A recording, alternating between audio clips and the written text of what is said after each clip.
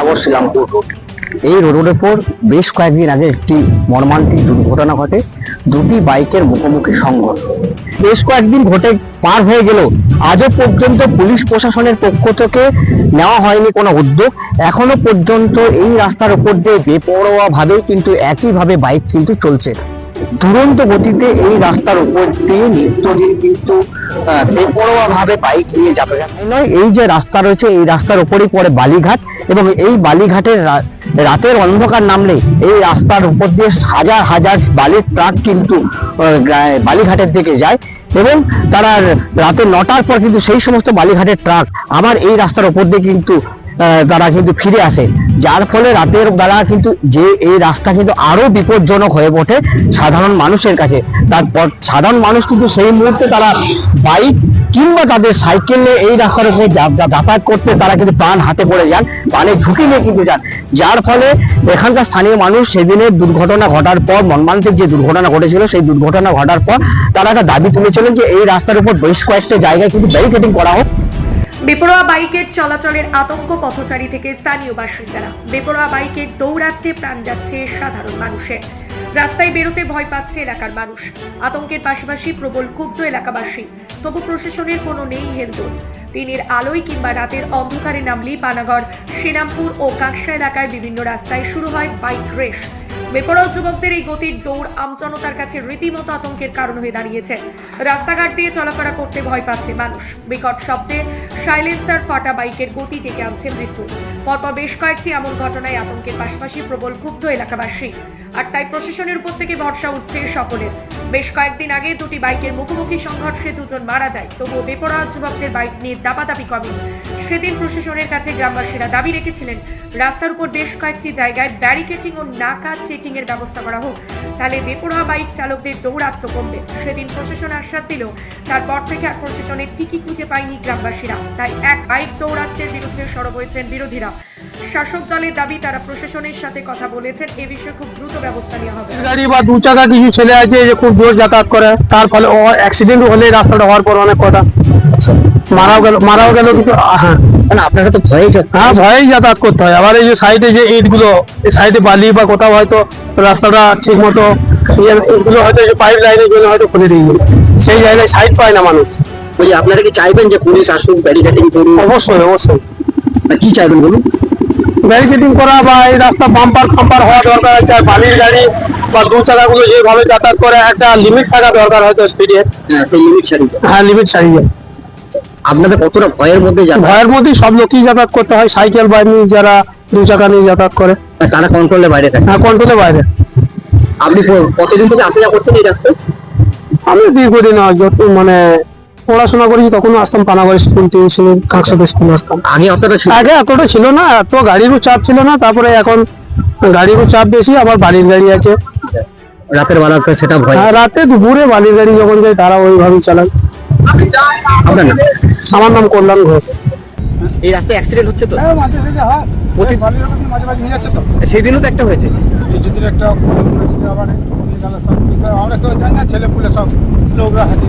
মানে দুজনেই মারা গেছে তো বলছে, শুনছি তাই।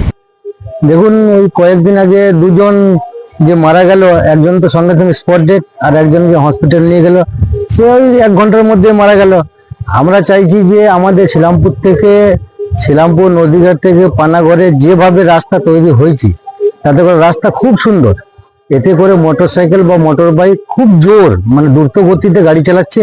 আমরা চাইছি যে দ্রুত গতিতে যে মোটরসাইকেল বা অন্যান্য গাড়ি যে দুর্ঘটনা ঘটছে, যাতে করে আস্তে গাড়ি চালানো যায়, তার জন্য প্রশাসন যদি কোনো পদক্ষেপ নেয় তাহলে খুবই ভালো হয়। মানে ব্যারিকেডিং বা অন্যান্য কিছু যদি সরকারি পদক্ষেপ কিছু নেওয়া হয় তাহলে ভালো হয়।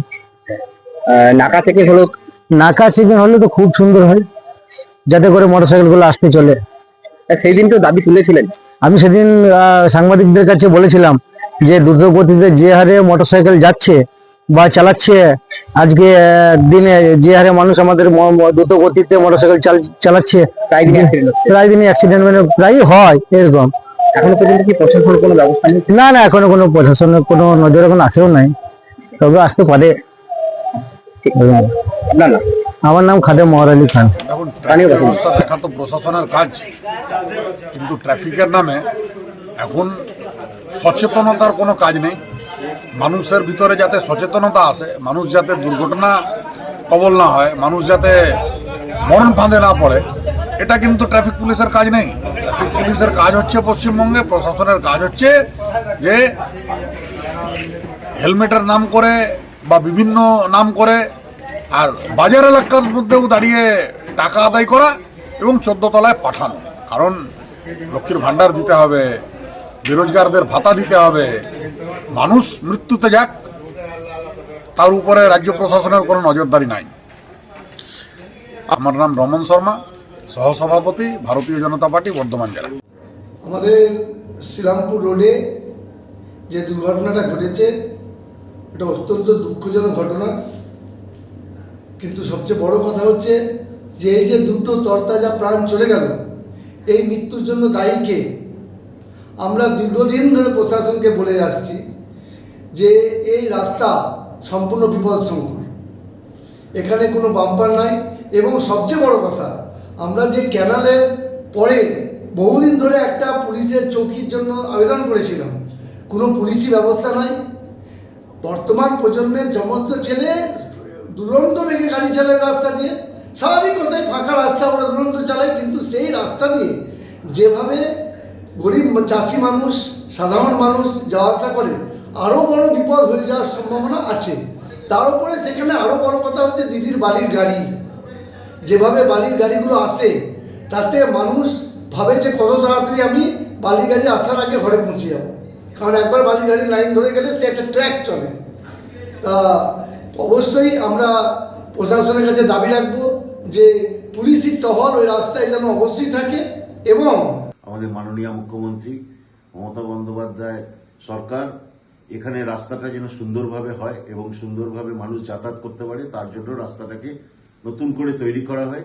এবং এই রাস্তা তৈরির জন্য এত গাড়ির গতি, আমরা যারা চালাই গাড়ি অনেকেই অসাবধানবশত খুব ভালো রাস্তা বলে খুব জোরে আমরা গাড়ি চালাচ্ছি, এবং এর ফলে কি হচ্ছে নিজেদের বিপদটাও চিন্তা করছি না আর অন্যের বিপদটাও চিন্তা করছি না, যার জন্য এখানে গিয়ে অ্যাক্সিডেন্ট বেড়ে গেছে। এবার আজকে যেই অ্যাক্সিডেন্ট বেড়ে গেছে, সেদিনকে আজকে সারদাপল্লীর একজন এবং আইলাপাড়ার একজন ব্যক্তি যে মারা গেলেন, এবং এতে আমরা সত্যিই মর্মাহত। কিন্তু আজকে যে আমরা মর্মাহত, কিন্তু আমরাও চিন্তা ভাবনা করছি যে এখানে এইটাকে কিভাবে বন্ধ করা যায়, এই অ্যাক্সিডেন্ট যেন আগামী দিন না হয়। এবং গ্রামবাসীরা যেটা বলেছেন আমরা সেটাও আমরা শুনেছি, এবং শোনার পরেও আমরা সর্বতভাবে চেষ্টা করছি যেন আগামী দিনে গ্রামবাসীদের দাবি মেনে অ্যাক্সিডেন্ট কমানোর জন্য প্রশাসনের সঙ্গে কথাবার্তা বলছি, কোনো সুরাহা করে। আমি পিনাকি ব্যানার্জি, পশ্চিম বর্ধমান জেলা তৃণমূল কংগ্রেস সম্পাদক। কি আবারও কি বড় সড়ো কোনো দুর্ঘটনা ঘটবে? এখন সেটাই কিন্তু দেখার বিষয় যে পুলিশ প্রশাসন কি ব্যবস্থা নেয়। এই বেপরোয়া যে বাইক রয়েছে তাদেরকে কি প্রশাসন তাদের উদ্দেশ্যে কোনো ব্যবস্থা নেয়, নাকি এই রাস্তায় এই একইভাবে চলতে থাকবে সাধারণ মানুষের জীবনযাত্রা? কাকসা থেকে মনোজ সারাবের সাথে বাপুল লোহার, নিউজ ভিশন।